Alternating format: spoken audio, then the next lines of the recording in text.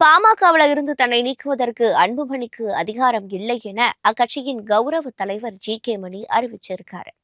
சேலத்தில் செய்தியாளர்களுக்கு பேட்டியளித்த அவர், டிசம்பர் 29ஆம் தேதி நடைபெறும் பாமக செயற்குழு கூட்டம் மிக முக்கியம் வாய்ந்தது என கூறினார்.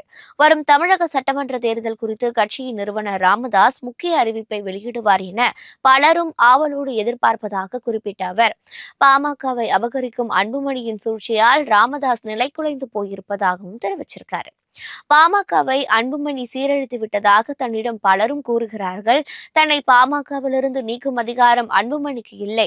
ஏற்கனவே அடிப்படை உறுப்பினர் பொறுப்பு உட்பட அனைத்து பொறுப்புகளில் இருந்தும் நீக்கப்பட்டவர் அன்புமணி என தெரிவித்த ஜி.கே.மணி, எந்த பொறுப்பிலும் இல்லாத ஒருவர் தன்னை எப்படி கட்சியில் இருந்து நீக்க முடியும் என கேள்வி எழுப்பியிருக்கார்.